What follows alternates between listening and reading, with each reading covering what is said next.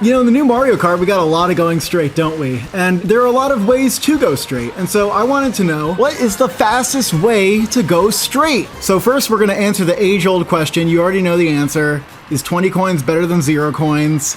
Let's take a look. To no one's surprise, 20 coins is better than having 0 coins. 20 coins seems to do about what 10 coins did in Mario Kart 8, and maybe that's why you see a lot of world records kind of skipping coins if they're slightly out of the way. I guess because they're worth half as much. Next is snaking faster. Snaking is a little bit faster in Mario Kart 8 if done properly, much faster in DS, much faster in Double Dash. What is its role in Mario Kart World? Let's take a look. My theory was that snaking would be slower, but as it turns out, it's kind of about as fast. I'm being pretty imprecise in both the snaking videos, and yet it does seem like they finish at the same time, which I was kind of surprised by. I mean, it's not better, but it's not really worse. I think the developers did not want you to spam anything going on the straightaways, and the next example of how that's true is the charge jumps. Is spamming charge jumps faster? Let's take a look.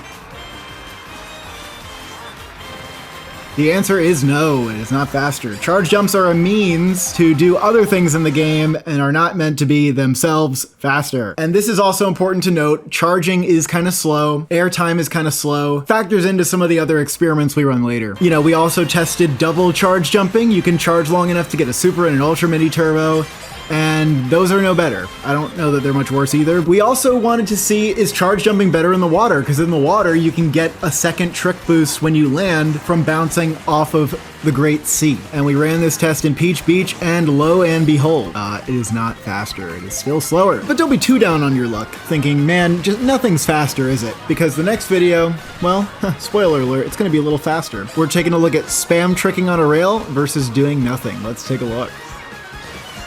As you can see, spam tricking on the rail is goated. But there aren't many spots where the rail is just embedded into the ground. Most of the time you have to get onto a rail with a charge boost. So just charging up to get a boost to get on the rail negate the rail itself. We ran this experiment as well. And let's look at the findings.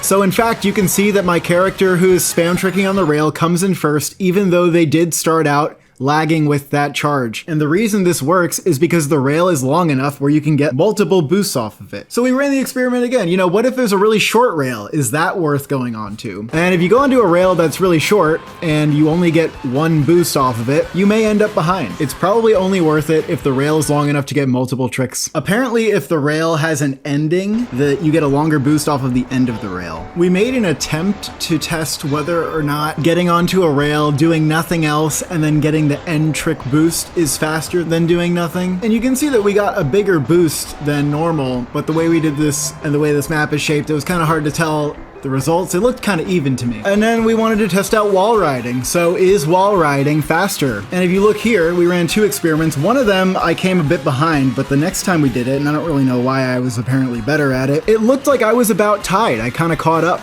with the boost that it gave me. But the reason that wall jumping here is slower is mainly because you have to charge to do it. So what happens if you don't have to use a charge jump to get onto a wall? That's what we tried to test on Wario Stadium. Let's take a look.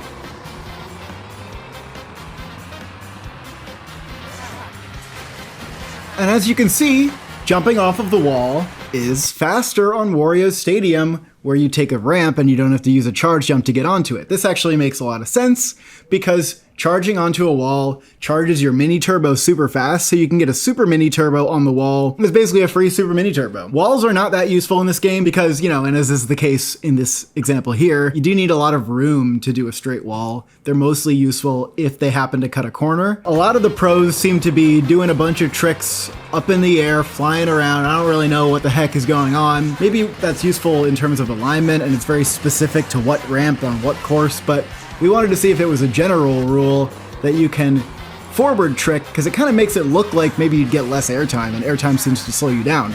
So let's take a look at the results of this one. You know, pretty definitively, like, doing a forward trick versus not doing a trick at all just seems to be all the same.